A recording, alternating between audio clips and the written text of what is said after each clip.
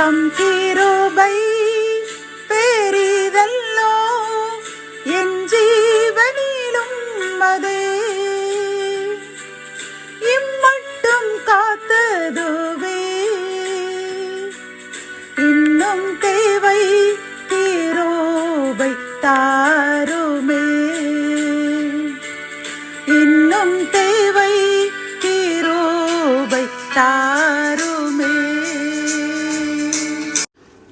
கர்த்தரும் இரட்சகருமாகிய இயேசு கிறிஸ்துவின் ஈடு இணையற்ற நாமத்தில் சேனைகளின் கர்த்தர் ஊழியத்தின் மூலம் 29/12/2024 உங்களுக்கும் உங்கள் சந்ததிக்கும் ஒரு மகிழ்ச்சியின் நாளாக, சந்தோஷத்தின் நாளாக, அமைதியின் நாளாக அமையப் போகிறது என்று மனதார வாழ்த்துகின்றேன். இன்று நாம் அறியவிருக்கும் கிருபையின் வார்த்தைகள் சங்கீதம் 146:5.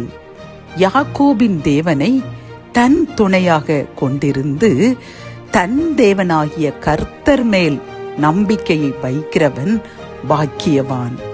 கத்தோலிக்க வேதாகமம் இவ்வாறு கூறுகின்றது: யாக்கோபின் இறைவனை தம் துணையாக கொண்டிருப்போர் பேறு பெற்றோர், தம் கடவுளாகிய ஆண்டவரையே நம்பியிருப்போர் பேறு பெற்றோர் என்கின்றது.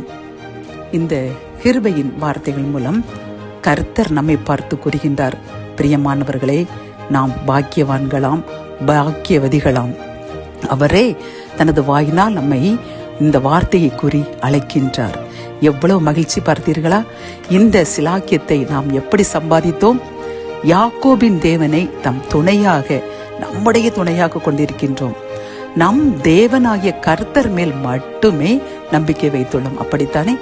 ஆகவேதான் கர்த்தர் நம்முடைய நம்பிக்கையை பார்த்து அவரை மட்டுமே துணையாக கொண்டு ஓடுகின்ற நம்முடைய ஓட்டத்தை பார்த்து, எவ்வளவு பிரச்சனைகள் போராட்டங்கள் வந்தாலும் கர்த்தரை எனக்கு முன்பாக வைத்திருக்கின்றேன், அவர் என் வலது பரசத்தில் அமர்ந்திருப்பதால் நான் அசைக்கப்படுவதில்லை என்று துணிந்து வாழ்ந்த அந்த தாவீதை போன்று நாமும் அவரை மட்டுமே துணையாகவும் அவரையே நம்பி வாழ்ந்திருக்கும் பொழுது கர்த்தர் இந்த வார்த்தையை கூறி நம்மில் மகிழ்ச்சி அடைகின்றார். பிரியமானவர்களே, ஆகவே நீங்கள் கவலையை விட்டுவிடுங்கள், கலகத்தை விட்டுவிடுங்கள்.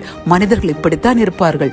நாசியில் சுவாசமுள்ள மனிதர்களை விட்டுவிடுங்கள், அவர்களை நம்புவதை விட்டுவிடுங்கள். அவர்கள் எம்மாத்திரம் என்று தாவீது தமது சங்கீதத்தில் அருமையாக கூறியுள்ளான்.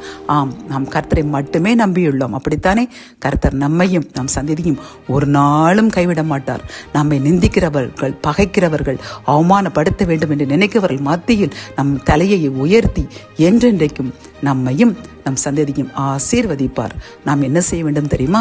இதை போன்று என்றென்றைக்கும் யாக்கோபின் தேவனை மட்டுமே துணையாக கொண்டிருந்து வாழ்வோம். கர்த்தராகிய தேவன் மேல் மட்டும் நம்பிக்கை வைத்து வாழ்வோம். ஆசீர்வாதங்களை இன்னும் அளவில்லாமல் பெற்றுக்கொள்வோம். ஜெபம். என் அன்பு தகப்பனே, இந்த கிருபையின் வார்த்தைகள் மூலமாக அப்பா, நீர் எங்களை பாக்கியவான்கள், பாக்கியவதிகள் என்று கூறுகின்ற உமது கிருபைக்காக அப்பா கோடி நன்றி கூறுகின்றோம். இந்த சிலாக்கியத்தை நாங்கள் உம்மை மட்டுமே துணையாக கொண்டு உம்மை மட்டுமே நம்பிக்கை வைத்து வாழ்கின்றதினால் எங்களுக்கு தந்த இந்த மேலான கிருபைக்காக நன்றி அப்பா. இந்த செய்தியை கேட்டுக்கொண்டிருக்கின்ற சகோதரனும் சகோதரியும் நாங்களும் இணைந்து என்றும் யாக்கோபின் தேவனாகிய மட்டுமே நம்பி இருப்போம். உம்மை மட்டுமே நாங்கள் துணையாக கொண்டு வாழ்வோம் என்று இன்னும் அதிகமாக உம்மை தேடுவோம். உமக்கு சாட்சியாக வாழ்வோம். மனிதர்கள் எங்களை கை நீட்டி விடாதபடி பரிசுத்தத்தை காத்துக்கொள்வோம் என்று நாங்கள் வாக்கு கொடுக்கின்றோம். எங்கள் வாக்குறுதியை ஏற்றுக்கொள்ளுங்க. அதன் மூலம் எங்களை வாழ கிருபை செய்து எங்களையும் எங்கள் சந்ததியும் ஆசீர்வதிக்கப்பட்ட பாக்கியமுள்ள பாக்கியவான்கள், பாக்கியவதிகள் என்று அழைக்கப்படுகிற சந்ததியாக என்றும் வாழ கிருபை தாங்க. மீட்பர் இயேசுவின் மூலம் ஜெபம் கேளும் நல்ல தகப்பனை. ஆமேன்.